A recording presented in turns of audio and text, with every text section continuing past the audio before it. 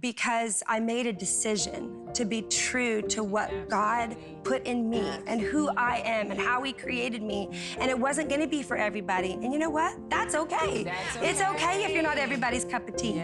You don't have to be. You just have to be true to who it is that God called you to be.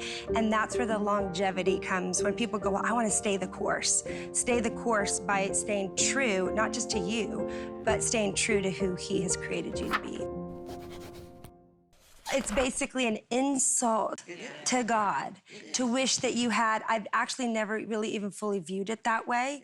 And I think just that one statement, it's like, hey, thanks for joining us today, bye. Right? Because that, if people can get a hold of that it's an insult to God because how He made you and equipped you and designed you was His idea. Right. And so to think that you're less than, and sometimes I have to tell myself that on the daily, sometimes it's weekly, but just to remind myself of, okay, it's okay that you are in this way because it's exactly how He equipped you to be. And I find that where I struggle, I have to be careful. I've got 3 daughters. And so when I have negative, what I call negative self-talk, like, oh, Lord, I just wish my legs were longer, or I wish my whatever, or I wish that this was different.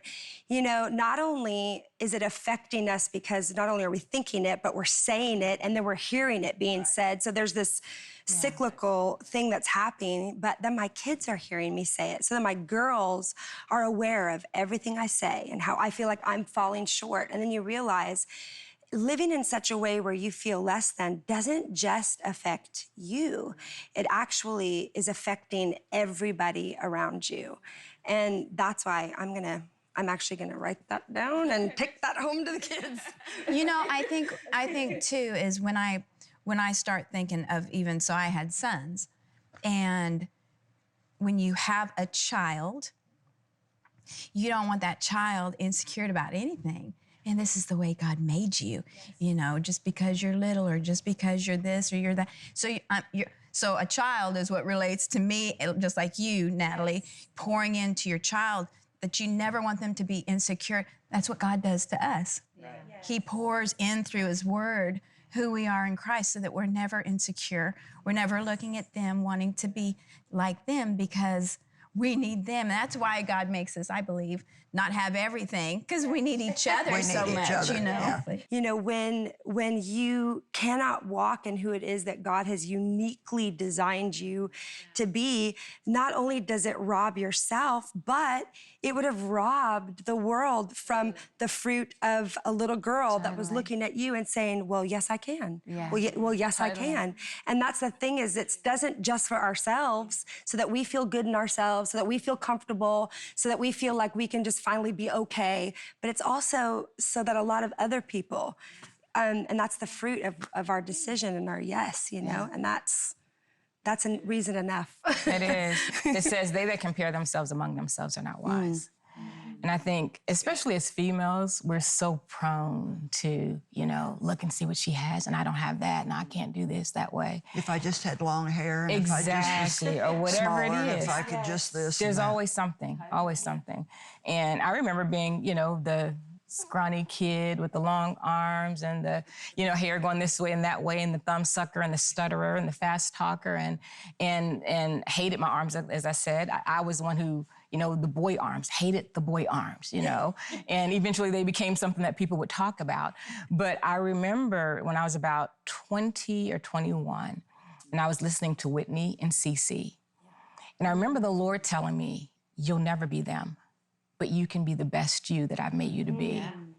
And that was like one of the biggest moments of freedom for me, because since then I never tried to be anybody else. I never tried to compare myself with anybody else. I'm like, then what would be the best Nicole? What is she like? Yeah, okay, now, so Nicole is quirky. She may pick up a sewing machine.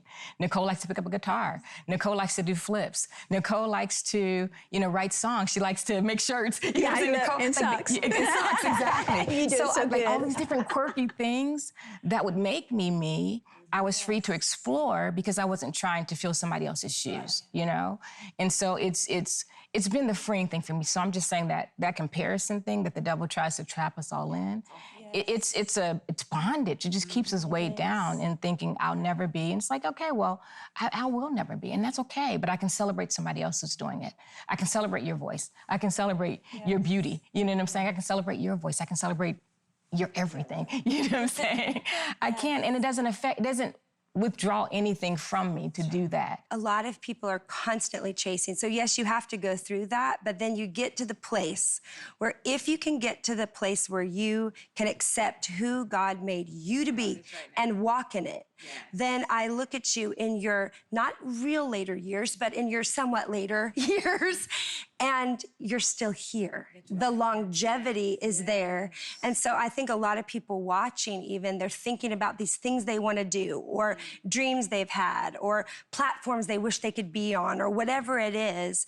And they don't ever get, so they're constantly chasing what this person, and then it didn't work out. And they're chasing what this person, and if they could only get to the place where they can accept, which I'm preaching to myself, you get to the place where you accept who you are and what God's called you to be. I remember a time, and I think we would identify a lot in this, being just on a platform in an entertainment sense, right? Even though it's ministry, it's still the pressure of a record company thinking how you have to look and how you have to sound and how you have to sing. And I went through so much insecurity because my voice is my voice, right?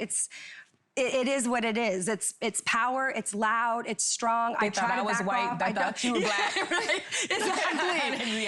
I don't know how to do it another way. And I would look at other people that were like, that was the sound of the moment, you know? Be like, well, you need to be more like this. So then you try to record something, you're like, that's not even me. And it doesn't work, and it doesn't work. And then you're like, well, I'm trying to be this and try to fit into this. And they bring you a sound from pop music. Well, that's what's working. And I remember just going through those first probably 6 to 7 years of my music career of people telling me all the things I needed to be because what I wasn't gonna work. It was too gospel to be a white girl. It was too loud. It was too strong. It was too, and you know what? Here I am 22 or 23 years later, because I made a decision to be true to what God put in me and who I am and how He created me. And it wasn't gonna be for everybody. And you know what? That's okay. It's okay if you're not everybody's cup of tea. You don't have to be. You just have to be true to who it is that God called you to be. And that's where the longevity comes, when people go, well, I wanna stay the course. Stay the course by staying true, not just to you, but staying true to who He has created you to be. Yeah, and Natalie, I think when we both came out, I'm a lot older than you. I'll just say that. Yeah, I'm gonna put that out there. Yeah. So yeah, I'm gonna say that. But I'm gonna say, because I was 33 when the Redeemer album came out. You know what I'm saying? So by then, I had already had a chance with my trial and error of this is who I am, this is who I'm not. So at that point, I was able to say, you know, what you hear is who I am. And at least if you don't like me, you know who you don't like. So I was committed to, I'm not gonna sing what's not me. Because I was 33, I was a little older. You know what I'm saying? When you're younger, a lot of hands are on you trying to mold you into who they want you to be. But I was a little more on the stubborn side of like, no. So, you know what I'm saying? So who I am, if you go back 20 years and listen, it's still who I am, funkabilly. I'm gonna do something crazy, something funky, something out of the, because that's who I am, you know? And so I think the more we are able to embrace our uniquenesses, the freer we are to just be who God has called us to be. At TBN, our mission is to use every available means to reach as many individuals and families as possible with the life-changing gospel of Jesus Christ. Thank you for helping make the gospel of grace go around the world. And it's because of you that partner with us that this ministry continues. God bless you.